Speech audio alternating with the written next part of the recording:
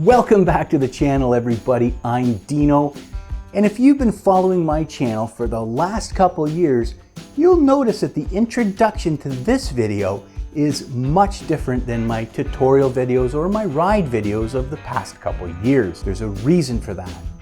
Starting in the new year, I want to introduce a reoccurring segment called Tinker Tool Time.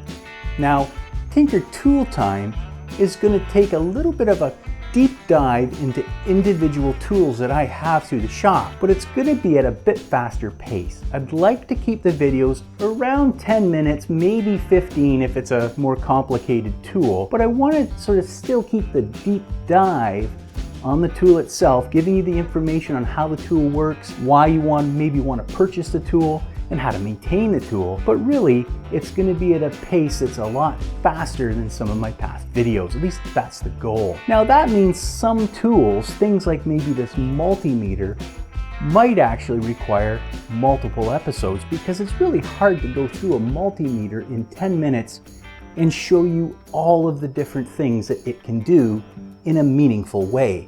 So something like this might be 3, maybe 5 different videos as you go through how to test different voltages, maybe ohm resistance, and even diodes, and there's even some amp testing that you can do with a multimeter like this. I'm also reaching out to you as the viewer.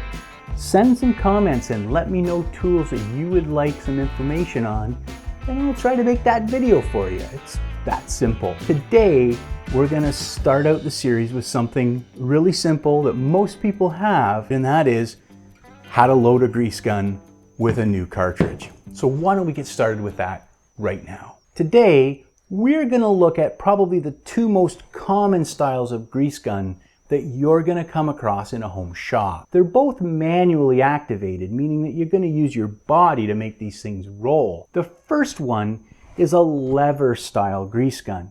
And this is quickly identified by the long lever. Now you use this in a pressing motion similar to what you might use for lopping shears to take branches off of a tree. And that long lever combined with the body of the actual grease gun can generate over 10,000 psi of pressure at the tip here. Now that's really handy, especially if you're pumping thicker greases or if you have a Zerk fitting on your bearing that's a little dry and crusty inside.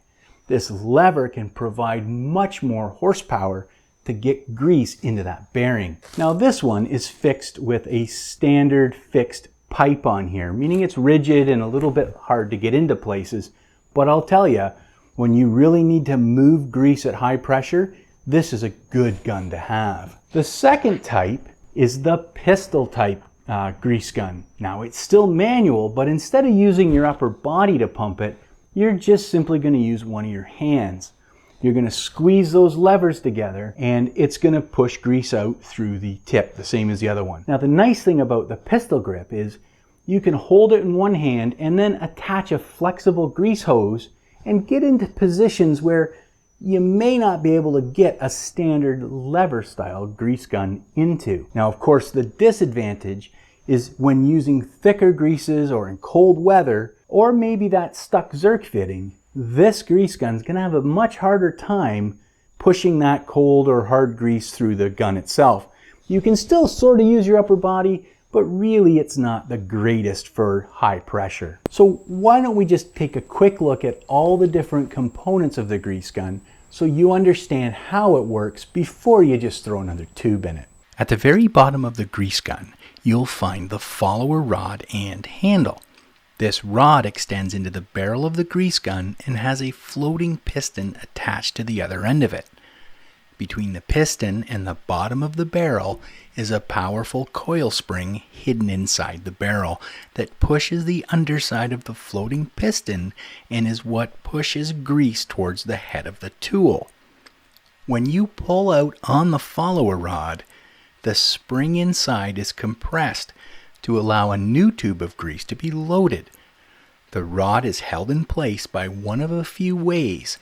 This gun uses a locking mechanism, but most simply have a notched end on the follower rod that locks into the end of the barrel as seen here in this diagram. The top of the barrel is threaded and it threads into the head of the gun. The head houses the lever assembly which actuates the high pressure piston shown here. Most guns have an air bleed valve, and some also come with this bulk fill port for filling without a tube. At the head of the hose or pipe you will have a coupler.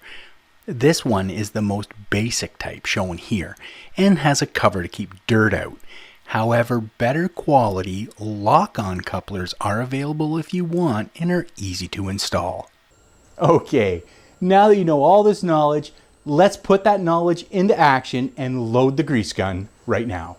Before we start, I'm going to put on a pair of gloves and I'm going to keep an old rag handy because this job does get a little messy sometimes. Step 1 is to grab the follower handle and pull out the follower rod into its locking position. Like that. Step 2 is to unthread the barrel from the head. So I'm just going to grab this and keep turning until the barrel comes off. Like that. Next, using your fingers or a pair of pliers, reach in and grab the old tube and pull it out like that. It should come out relatively easily. If it doesn't, use pliers because the edges in there can be sharp.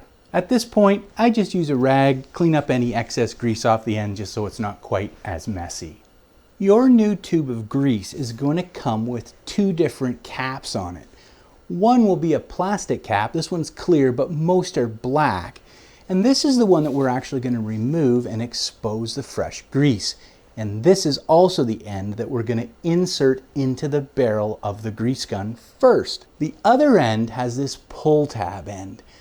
This is the one that's actually going to face the head of the grease gun. When you store these grease tubes for long periods of time, try to store them with that pull tab facing down as they stand on your shelf.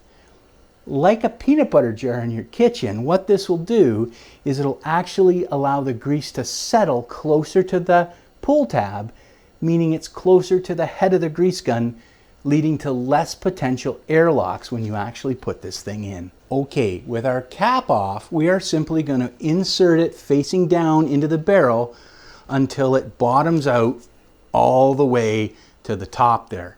At this point, your hands are probably pretty greasy.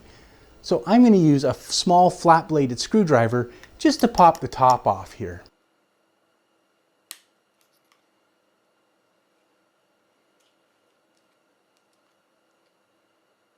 All right, now we're going to rethread the barrel into the head, making sure not to cross-thread this thing. It is very possible. And what I'm going to do is I'm going to run this thing all the way up to the top, and then I'm going to back it off maybe 1 turn. As I say, this thing can become pretty greasy. From this point, we're actually going to unscrew the barrel about a full turn. Once we release the follower rod, it will allow any air trapped between the new grease and the head to escape out those threads. So let's do that now. I'm just going to push down on my button here, and you'll see the follower rod will push right in like that. And that's because the piston is actually floating on the rod. It's not fixed. We're just going to allow any air to escape before we tighten this up again. Should be good now. With all the air out of the system, I can start pumping now, and you're going to see that new grease is flowing quite well through the gun. When you're done loading and testing the gun, do everybody a favor, get some clean paper towel and some brake cleaner and clean off the outside of this gun so the next person that picks it up doesn't have a mitt full of disgusting grease like that.